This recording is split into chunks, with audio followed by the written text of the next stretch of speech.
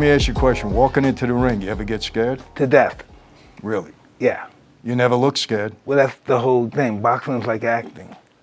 You always project what you don't feel on someone else. You know, but I found out that as I got older, I found out they're more scared of me than I am of them. 100%. You know? So once I found that out, I almost stopped training. I love somebody.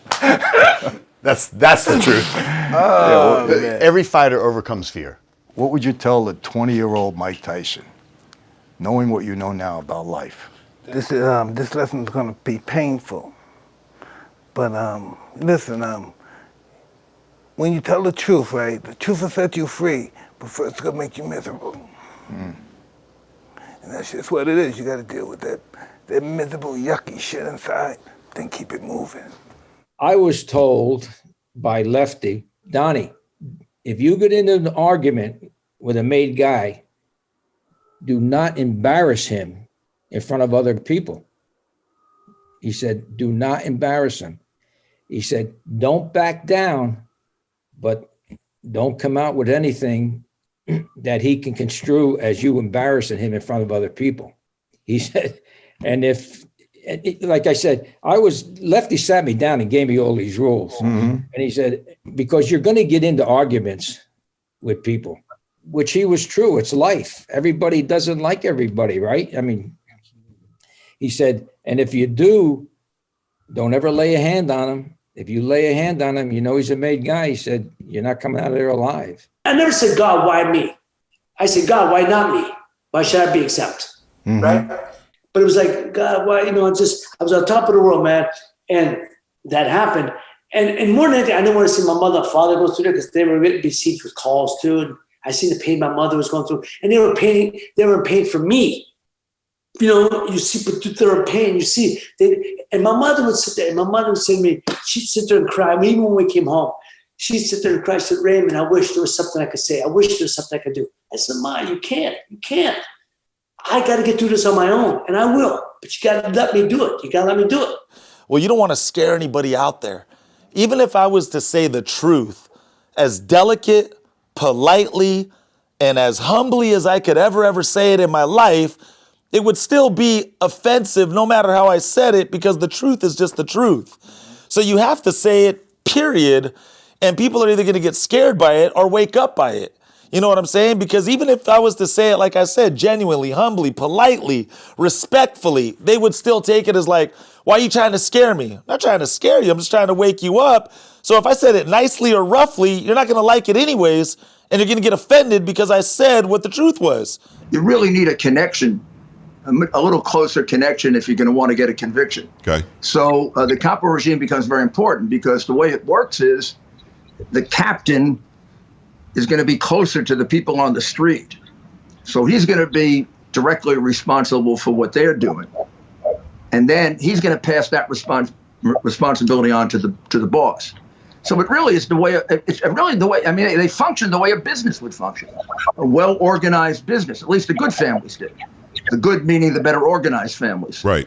There was a lot of discipline. Everybody knew their role. It was easy to put them on a chart because they knew where they belonged. Because a lot of these kids, they struggle with addiction. It's not like it just started. This is something that's ongoing with them for many years. Unless you've been there, you can't really know what it's like Exactly. or what to say to help these people out.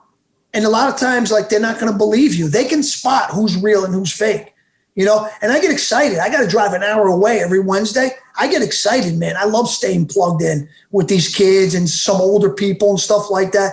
It's really a good group. A lot of times, these addicts are some of the best people. They really are some of the best people.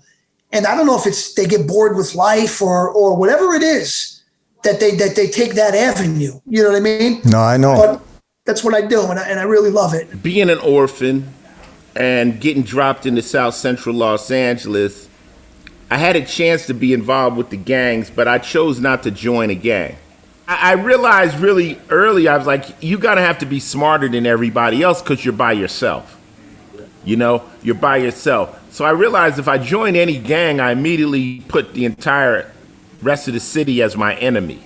I said, I don't want to. So I would affiliate. I knew all the different gang members, all the the shot callers and stuff, but I never joined. So you couldn't say, and I never was involved in gang violence. I never shot anybody or nothing like that. So I didn't have that on me. That was one, because that can get you caught up. Because once you join a gang, now you got to do what the gang says do, and you can find yourself doing something you normally wouldn't do, which could put you in prison for life. I learned that, forgiveness is not for the other person. Forgiveness is for me. That's right. Because if I harbored all that anger and that resentment, if I harbored all that in, it would damage me. It would hurt me. It would compel me to do other things that would not be of the spirit, that would not be good, that would be in my fleshly desire to do, and so I had to let that go,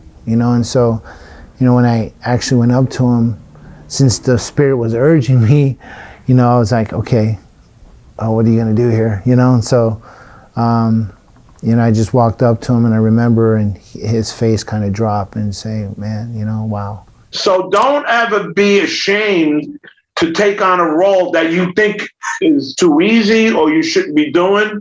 It's another job. If somebody hands you a job and says you only got 2 lines in the movie, well, let me see you do a good job with those 2 lines. Right. Because that's your work.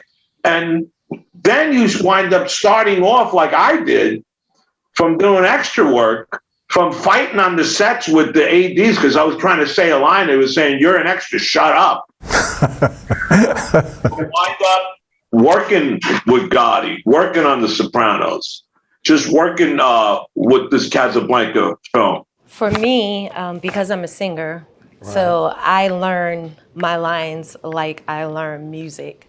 I listen to it. So what I do is I pre-record the whole conversation and I just listen back. Wow. I record the other characters too. And so therefore I memorize what it is I'm to say and how I'm to answer back by hearing their voice and what they're to say. So that's how I study and that's how I learn.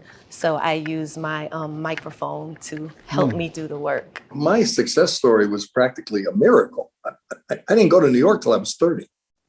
Jeez.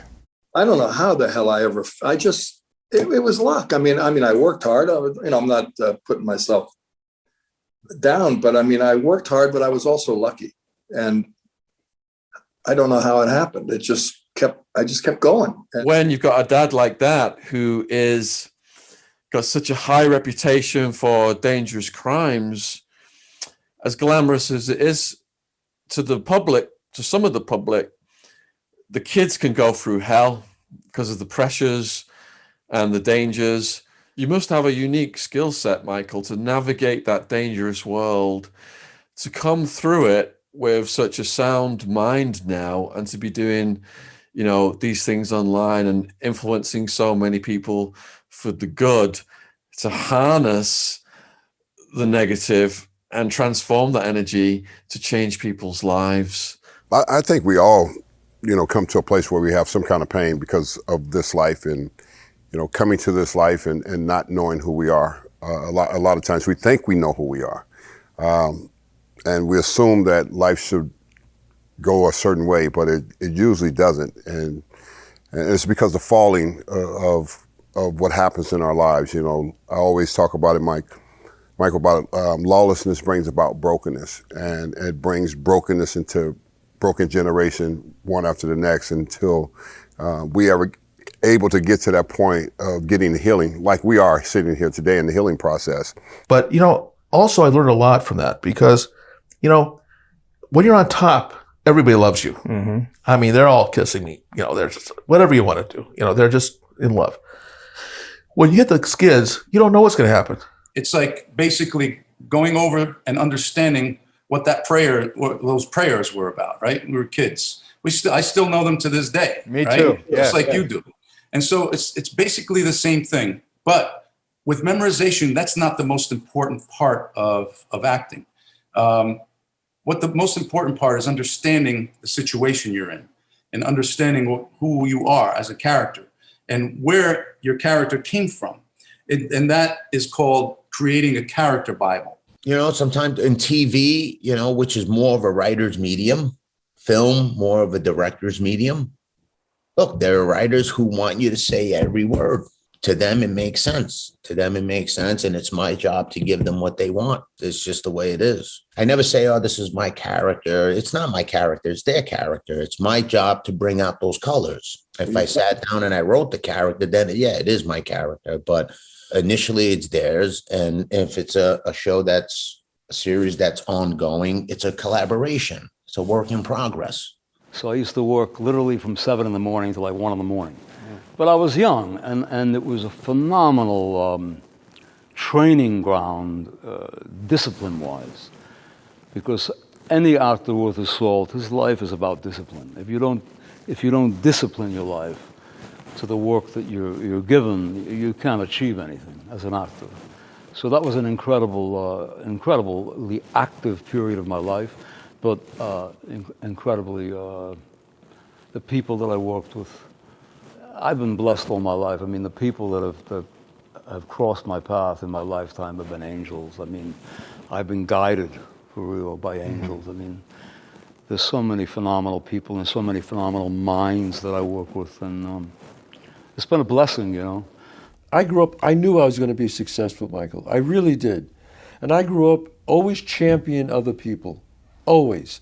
Because some people look at life like it's like it has 6 slices.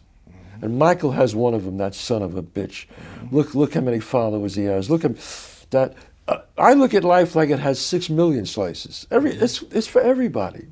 And the more you champion other people, the more life comes to you. They say, Chazz, is it better to be loved or feared?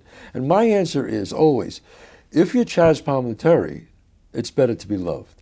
If you're Sonny, it's better to be feared. I always said, if you're in that life and you're the boss, it's better to be feared. If you're not in that life and you're a regular person like you are now and I am, it's better to be loved. So that's really what I always say. But in that life, Machiavelli himself would say, it's better to be feared. In that life, as a regular person, it's better to be loved. Life is like, and I know you're a Christian, and I'm a Catholic. I'm not a born-again Christian, but I'm a Catholic, and I believe in spirituality, and I believe in God. I pray. I go to church when I can. But I believe in, if you're like this and you're tight, the flow of life just bounces off you. But if you're open and free, life comes through you and with you, and you enjoy life with everyone. I'm not threatened by anyone. If you don't know who you are, you have to make believe who you are. And you have to put on this air of like you're somebody. If you're happy within your own movie, be yourself. Right. If you don't like me for myself, okay, I get it. You don't have to, but I'm happy.